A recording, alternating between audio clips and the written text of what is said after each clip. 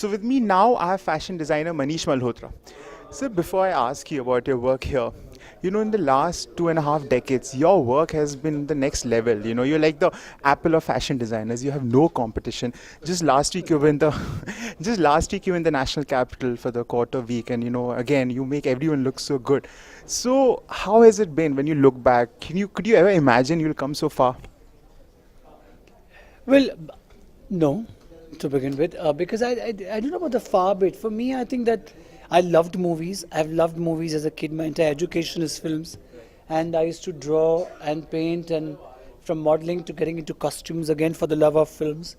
तब ये था कि I'm going to be a costume designer all my life. I never thought कि I'll have a label or I'll be into the business of Indian fashion. Um, and I wanted to work with all the big actors and big directors. I was very interested in scripts.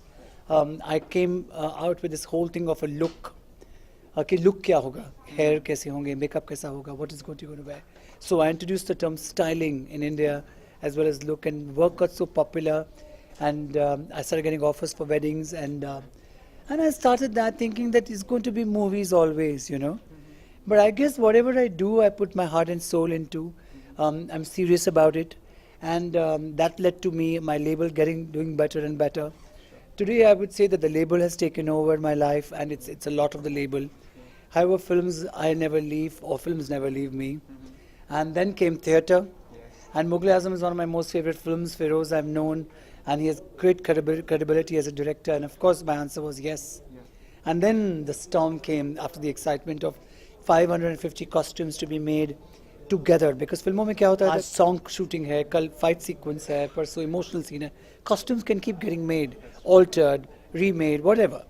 But in a play, there's an understudy. So अगर अनारकली, तो there's another Anarkali who has to be present there, and the costumes have to be ready. So and for this play, which was their vision, is that they wanted the even the dancers' costumes to have as much as authenticity as much as the lead characters. And for me, this project was all heart. It was never about money. So I also put my heart and soul into it. And whether I've used pure brocades, pure silks, if you see the dancers turning and you see the amount of flair and fabric that I've used, everything has been done from the heart and passionately. And I think being the only costume designer who has managed couture and fashion week and weddings all over the world and everything, is I think because I think I'm commitment prone, and if I'm doing something, I give it my heart and soul, and I love to work. So with me now, I have the director of Mughal-e-Azam, this musical play, Mr. Feroz Abbas Khan. So, you've been a veteran, you've done so many plays, and they've been loved by the audience. And now, of course, this epic that you're attempting. So how does it feel now? I think it's already got great reports in Mumbai, and now it's, in September, Delhi will see the first time this musical happening here. So what do you have to say? No, I'm actually very excited because it bothered me that we opened the play in Mumbai in last October, but it never traveled to Delhi. Now, Delhi resonates with the Mughal era. It's all there, everywhere. You pass through it, Delhi, and it's the Mughal era, Mughal period that comes to you, and it almost, speaks into your ears. So, not doing it in Delhi would have been quite a shame. But we had challenges to bring it here because there aren't any theatres which can house a production of this kind. So once we finally found a space, then at the first opportunity we've come here. I'm very excited about doing this play. Delhi, of course, but I'm been very excited doing the play as such, because this is something is not what I would ordinarily do, or this is not something that I would normally do, because my instincts are more on minimum. I like the minimum, minimum props, minimum things on stage, and maximum imagination. Because I believe that the power of theatre lies in its symbolic value, lies in the imagination of the audience. And when you actually do everything for them, then it doesn't work for me. So many years I've worked like that. But this time I wanted to bring my sensibilities of doing minimum by melding it with the maximum production. So I think both the things are here, and that to me is very, very exciting. Okay. I need to ask you that I believe there are about 7 songs in this play. Am I right? All right. So this is a musical. Now, the unique thing about Hindi cinema, or let's say Indian cinema, is that we're probably the only film industry which has always had song and dance. All of us have grown up watching song and dance. A lot of it's exaggerated, sometimes loud, but we really enjoy it.